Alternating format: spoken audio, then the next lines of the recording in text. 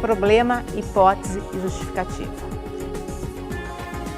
Então, agora que nós já temos o tema, já delimitamos, já escolhemos dentro do universo de assuntos que seriam interessantes ser pesquisados, eu já delimitei o que eu vou estudar, a gente começa a justificar. Então, o que é a justificativa?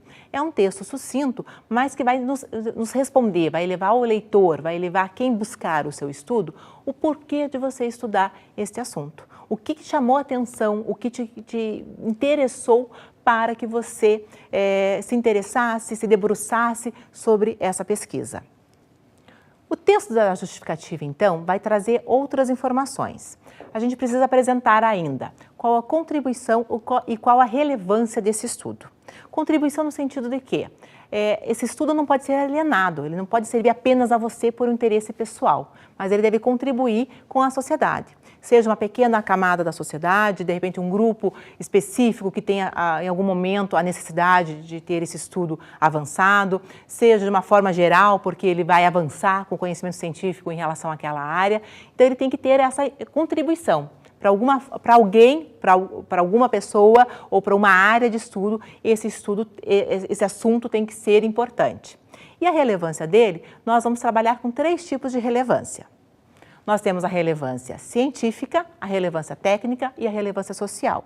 Relevância social é quando você atende à sociedade, você leva um benefício, você acolhe alguma camada dessa sociedade. A relevância técnica seria um como fazer, quer dizer, você mostra como proceder em alguma situação, como resolver uma determinada dificuldade, como seria um manual, o que deve fazer para se chegar àquele resultado.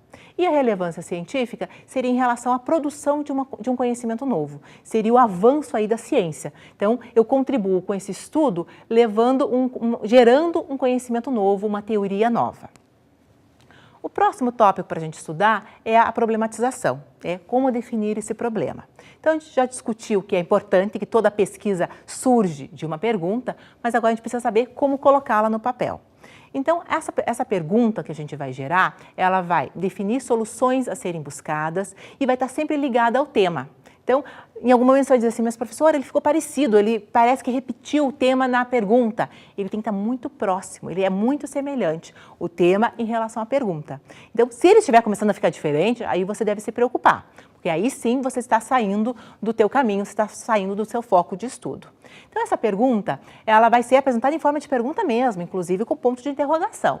Só que antes dessa pergunta, você vai fazer uma breve introdução. Nesse texto, você vai apresentar ali questões suas, essa observação que você fez, você relata essa observação, você relata esse contexto em que você está inserido e que isso te motivou a pesquisar esse assunto.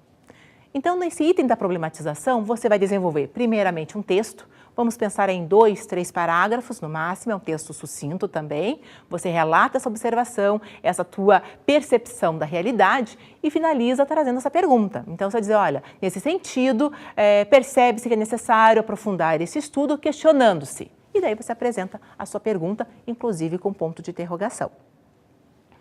Na sequência, vamos discutir a hipótese. Então, o que é a hipótese? É a resposta a essa pergunta que você formulou.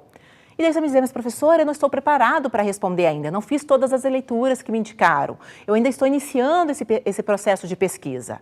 Não tem problema, porque a hipótese parte do princípio que ela surge do senso comum. É o teu conhecimento hoje, enquanto pesquisador, da informação que lhe foi enviada. Então, você não tem obrigação de já ter esse conhecimento científico, já ter essa formulação fundamentada dessa resposta. Como é que a gente vai produzir esse material, então? Você vai responder em 2, 3 parágrafos as perguntas que você apresentou ali no item da problematização. Se você apresentou uma pergunta, você vai ter uma hipótese. Se você fez uma pergunta do tipo, isso é importante, por quê? Então, você vai responder se você considera importante e quais as razões que te levam a acreditar na importância desse assunto. Ou você pergunta as vantagens e as desvantagens de determinada situação.